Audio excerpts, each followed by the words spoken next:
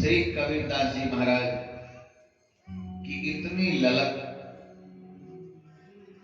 कि हम जगत गुरु स्वामी श्री रामानंदाचार्य जी महाराज से हमको शिष्यत्व ग्रहण करें, लेकिन वो हमको शिष्यत्व कैसे प्रदान करेंगे? हम निम्न कुल में लालित पालित हैं। तो मन में भाव आया कि स्वामी जी गंगा के किनारे रोज स्नान करने जाते हैं, क्यों नहीं हम घाट के सीढ़ी पर लेट जाएं, स्वामी जी का चरण पड़ेगा और हमारा कल्याण हो जाएगा। ऐसा ही किया। सीढ़ी पर श्री कबीरदास जी लेट गए। स्वामी जी तेजी से गंगा स्नान करने जा रहे थे।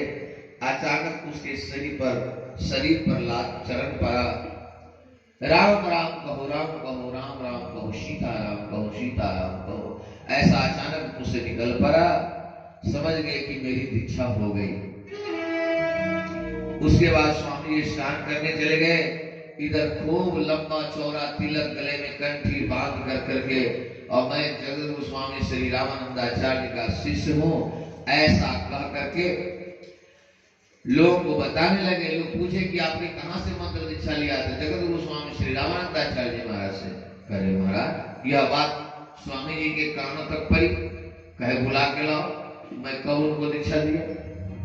लेकिन तब जब उनको बुलाया गया तब उन्होंने कहा कि महाराज सीढ़ी पर जो हम लेटे थे, आपका श्री चरण कमल हमारे शरीर पर पड़ा और आपने कहा कि राम कहो, सीता राम कहो, सीता राम कहो।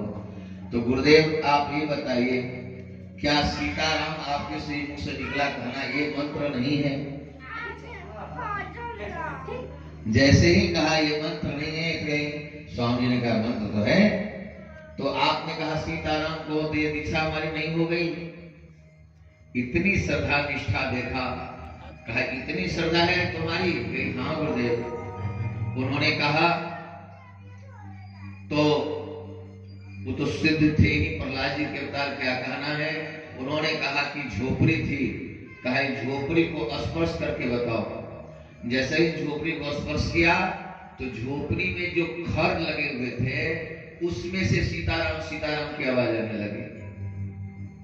बोले कि हाँ तुमने दीक्षा प्राप्त कर लिया। ऐसे महापुरुष श्री कबीरदास जी महाराज। स्वामी रामानंद जो ब्रह्म मुहूर्त जान, सुनरत सीताराम जो चले करन स्नान। चरण परत गुरुदेव के भयो कबीर निहाल। राम नाम सुनि हर्ष दिए, चलो भाग तत्काल।